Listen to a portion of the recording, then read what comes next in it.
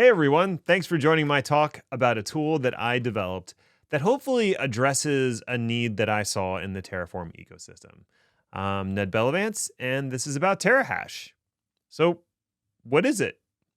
TerraHash is a standalone CLI tool that I wrote in Go that's meant to help with verifying the provenance and contents of modules that are used in your Terraform configuration. My goal with the project was to help users lock down the module versions used in their code and the contents of those modules. Now, before I get into the tool proper and show you how it works, I'd like to explain the challenge I saw out there and how I went about solving it. And that brings me to the quest for stability. We all want our deployments to be as stable and reliable as possible.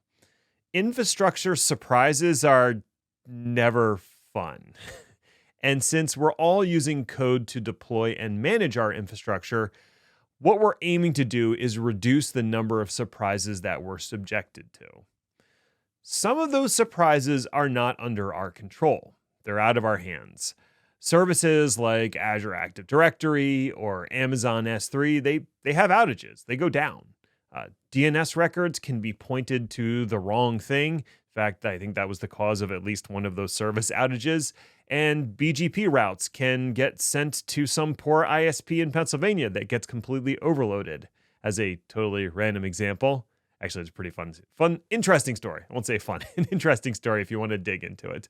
But those things are outside of our control. So what we aim to do is to stabilize as many things as possible that are under our control. And when it comes to using Terraform, that includes the contents of our Terraform code and the manner of execution of that code. So when we're thinking about code execution as it pertains to Terraform, there's two key components involved. There's the Terraform binary itself, and then there's the provider plugins. If you want to control the version of Terraform you're using, you can do that in your code by using the required version argument inside of the Terraform block. You can say, I only accept this version of the Terraform binary, or it has to be within a particular range. You can control the version of the Terraform provider plugins by using the required providers block that also goes inside the Terraform block. Now that covers the execution portion, the bits that actually go and talk to the cloud services and do the rendering of your Terraform configuration. You can control both of those aspects. But what about the actual content of the code itself? Hopefully, you're checking your code into source control and you're versioning it as part of your deployment process. Changes that happen to your code can be viewed by comparing it to the previous checked-in version. So you can always do a diff and see what has changed based off of the last commit. You can also preview the impact of those changes by running an execution plan using Terraform. In fact, that's one of the main selling points of Terraform, right? Is you can see what changes are going to be made before they're actually made, enhancing that stability and control. All the code that you put into your root module is managed directly by you. You're writing the code, you're checking it into version control, at least I hope you're checking it into version control. So you should feel confident about that aspect of the code. However, I bet more than a few of you are using child modules. And the code for those child modules, that might not be under your control. So what can you do then? Well, let's talk about how you get modules in the first place, and then what we can do to protect ourselves against the contents of those modules. Modules can broadly be sourced from one of three locations. You can get modules from the local file system. That could be a subdirectory in your root module, or it could be a directory somewhere else on your file system. That's up to you. You can get modules from a source control repository. Actually, you can get a module from pretty much any HTTPS that will serve up some files, but we're going to focus on source control for this. Or you can get it from a module registry, and that could be the public Terraform registry, or that could be a private module registry. So let's cover the current options and how you can control the module contents and if you can control the module contents for each one. If you're using a locally sourced module, then it could be living in the same code repository as your root module, and then you have the same version control mechanisms available. If it's living in another repository or not living in a repository at all, then you might not be able to maintain control over what's in that module. When a module has been sourced from source control, you're getting it from a version control repository, Terraform by default will grab the latest commit from the default branch unless you tell it otherwise. You can tell it otherwise by appending a query string to the end of your source URL. And you can do that to reference things like specific Git tags or a commit ID. Now, depending on how specific you get, you might be able to ensure you're getting the same version of code that you think you are. If you're using a commit ID, it's pretty hard to forge commit IDs. So you can feel pretty confident that if you're sourcing it by commit ID, you're good to go. But if you're doing it by Git tags, you don't have as much control as you might think. And we'll dig into that more in a moment. The last option is modules sourced from a registry. And when you source modules from a registry, they support the use of the version argument. And I highly recommend that you use the version argument, and specifically that you pin it to the exact major, minor, and patch version just to prevent any issues. But the point is that the version argument, what it's actually doing in the background, requires understanding how modules are published to a registry. And essentially, the registry is pointing back at some sort of source control repository. And in that repository, you are going to cut release tags. And those release tags signal to the registry that a new version of the module is available and to publish that version of the module. So when you're specifying a version argument inside of your module block, you're kind of indirectly referencing the release tags for that module whatever source control repository it resides in. So that still leaves you at the mercy of the person maintaining the module and the repository. What do I mean? Let's take this example. So let's say I have a module called Terraform Azure RM Networking, which I do. And my current release tag is 1.0.4. I just released that today. Woohoo! Now, as the maintainer, I can go delete this release. And then I can alter the contents of the files and draft a new release and choose the exact same tag for that release. The contents are going to be different and the commit ID will be different, but the release tag won't be different. So if you're consuming my module, you could be completely unaware of the change. Maybe you'd catch that change when running a Terraform plan, but if I'm sufficiently sneaky, I might be able to put something in that you don't notice, and that could be bad. Now, if you're someone who wants to control the contents of your code, all of it, if possible, you need a way to verify that the contents of your modules is the same from run to run and be alerted if it does change, especially if you have a security team that's vetting modules and saying this version of the module is approved for use in your organization. And so that's what TerraHash was created to do. The tool is similar in nature to what Terraform does natively for provider versions with the provider lock file. So if you're not super familiar with that, I'm just going to dig into that for a second. When you run Terraform init for the very first time on a new Terraform config, Terraform enumerates, well, it does a few things. It pulls down the modules that you're using and stores them locally if they're from a remote location.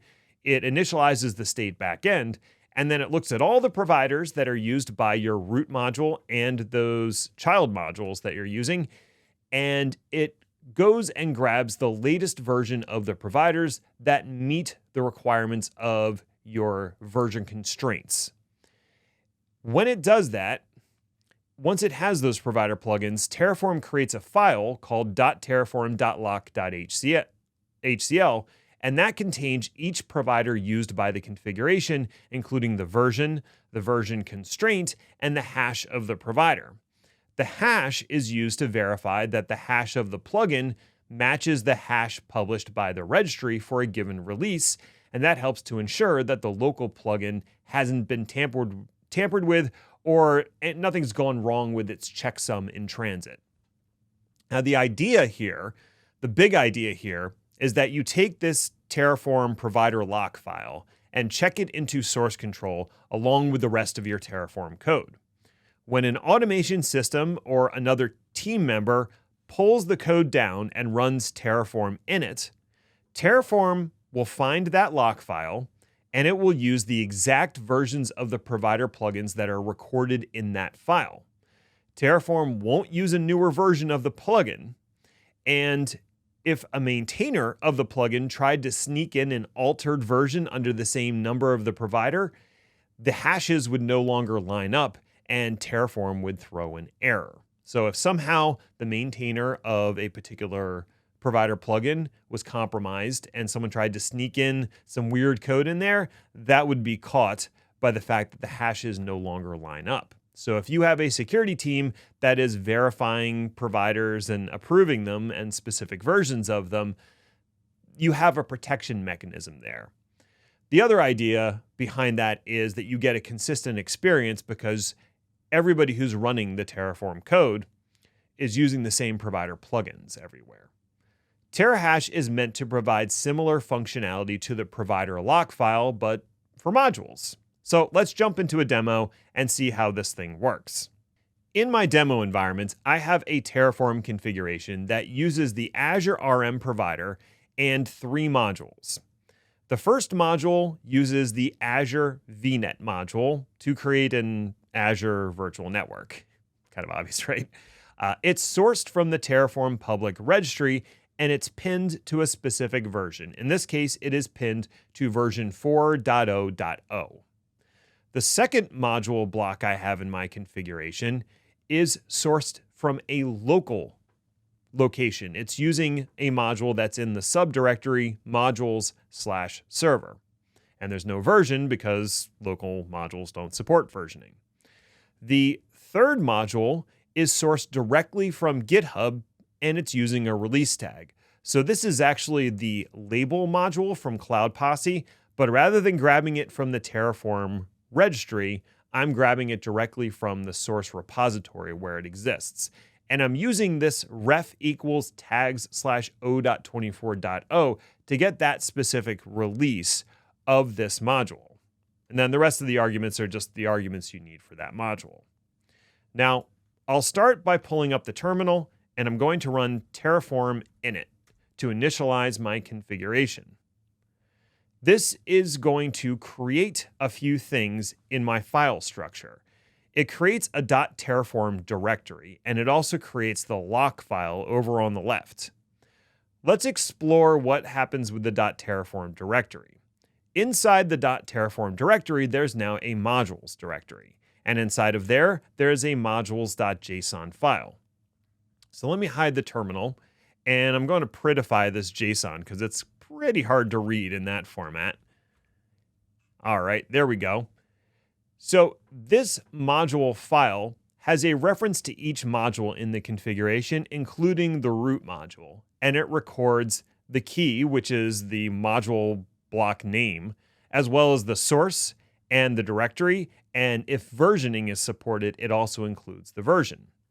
TerraHash essentially parses this modules.json file to create the necessary lock file.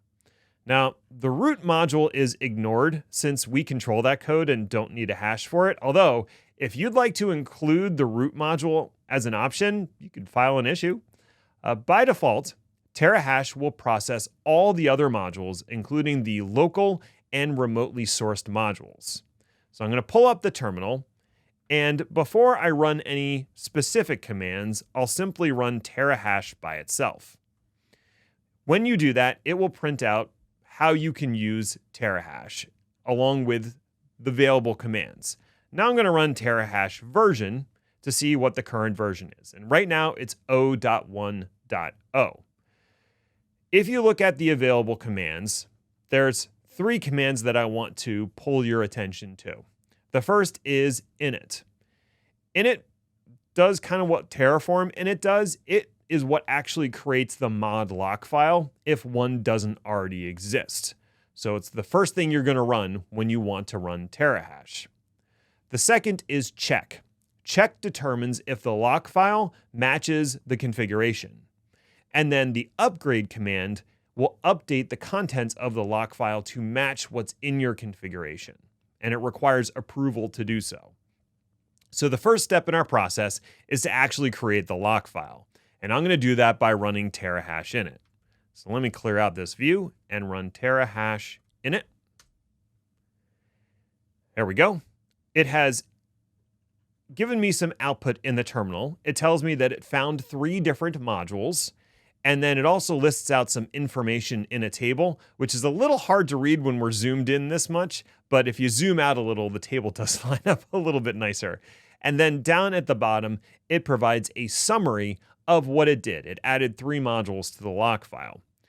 Now, if we look in our file structure, there's now a terraform.module.lock.hcl file. Let's take a look at its contents. Now, looking in the contents, each module has an entry in here, and that entry includes the key, which is the name label, the source where it came from, the version, the directory where it came from, and a hash that was computed based on the contents of that module. Let's see what happens if I start making changes to my Terraform code. I'll go into the main.tf file, and I'm going to make a few alterations here. I'm going to start by changing the version of the VNet from 4.0.0 to 4.1.0. So I'm pulling a different version of the module from the repository. And then for my second module block, since this isn't being pulled from a remote location and doesn't support versioning, I'm just going to go into the main.tf file for that. And the only thing in here is an output, so I'll change the output from Burrito Grande to Nacho Libre. All right, so I've altered the contents of that module. And then going back to my main.tf, for the one that I'm grabbing from the GitHub repository, I'm going to change the ref tag from o.24.0 to o.25.0. Okay, now I've made all of these changes. The next thing I need to do is run Terraform init again. And the reason I need to do that is Terraform init is going to grab the contents of the newer version of the modules that I'm sourcing remotely. And then it's going to update the modules.json file with that information. Now that I've done that, I can run TerraHash check, and TerraHash check will check and see if the contents of the modules matches up with what is in my lock file. So I'll run TerraHash check, and unsurprisingly, 3 of my modules don't match, and it exits with an error saying non-matching or missing modules found in the configuration. That is what I would expect. And in fact, that's what I want to happen. I want TerraHash to error out when it checks to see if what I have in the lock file matches up to what's in my modules subdirectory. Okay, so let's say I want to update my lock file. I made those changes to the code. They're changes I have vetted, and I want to have my lock file show those changes. Well, to do that, we run TerraHash upgrade. And that will go through the same process of checking and seeing what the differences are. And then it will give me a summary of the changes it wants to make to my lock file, and then ask me to confirm those changes. I'll enter yes, and now those changes have been made.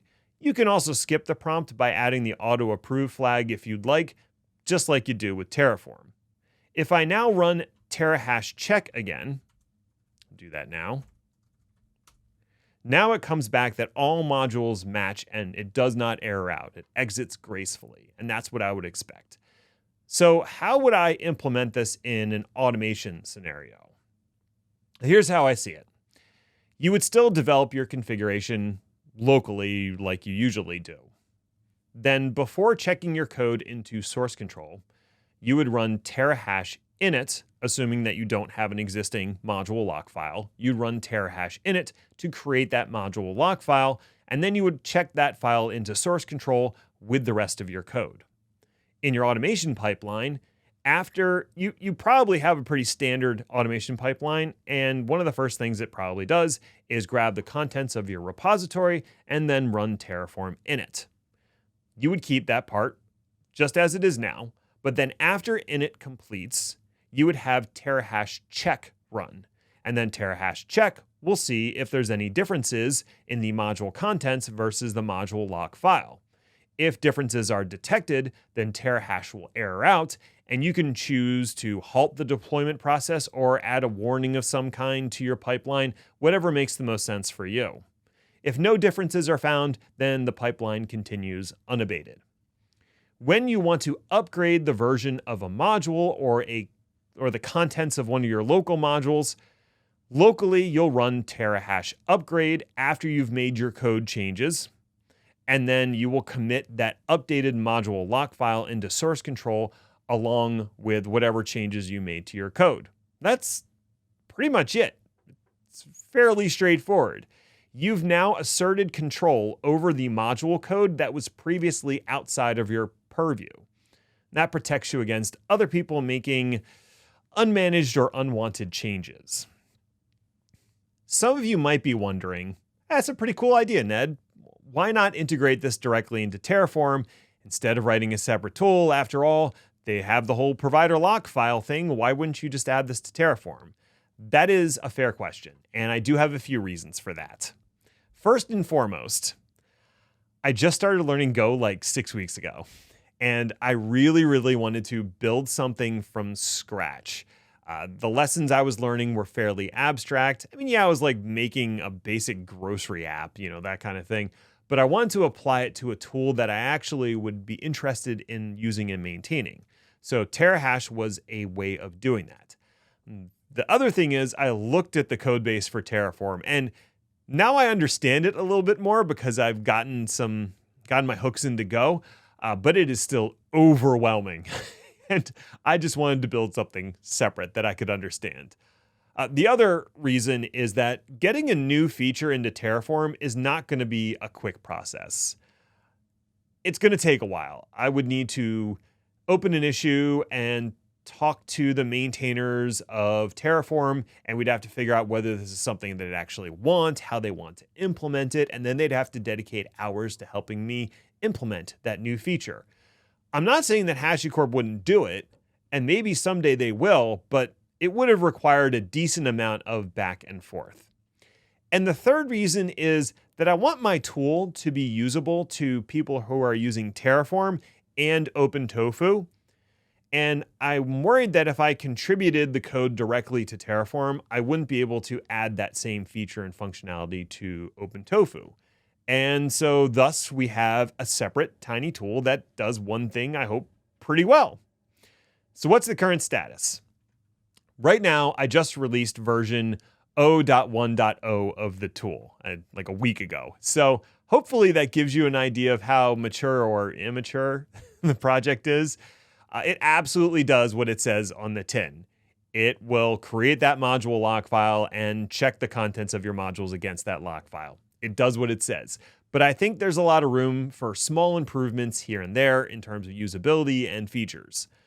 Could you use it today in your automation pipeline? I think so. You should do your own due diligence, code scanning, look through it, all that kind of jazz. Maybe have your security team vetted if that's your kind of thing. But I think it's ready to use right now. Just bear in mind there might be some breaking changes later. Now, personally, I have a list of things I'd like to add to the tool, including better formatting for the output. I'd wish those tables lined up nicely, although that's pretty hard to do in a terminal that's resizable. I would like support for environment variables for some of the argument inputs. I'd like to add selective upgrades for the module and also just give a more robust explanation when you have non-matching modules. What about those modules didn't match, and what does that mean for you? If that sounds interesting, can you contribute? Yes, you can. This is an open source project on GitHub, and I welcome suggestions, issues, contributions. Some people have already contributed to the project, and to those people, thank you so much. Whether it was opening an issue or actually contributing code, I've had both, and it's an awesome feeling. I want this tool to be as useful as possible to the community, and it's such an early stage at the tool that I'm happy to consider any changes, whether they're minor or major. Even if you don't want to contribute, I'd love to have others take the tool for a spin. Let me know what you think. You can find the project on my GitHub repository. It's ned1313/TerraHash, and I'm sure a link will be included somewhere. If you want to reach out to me directly, you can hit up nedinthecloud.com or just ping me on LinkedIn. I'm pretty easy to find. Thank you to everyone for watching, and thank you to HashiCorp for putting on HashiTalks Build. Special shout out to Jasmine and Alexandra for encouraging me to present on this topic. I was a little nervous since I'm not a Go developer, but I guess now I kind of am. All right, well, that's going to do it for me. Thanks again, everyone, and enjoy the rest of the event.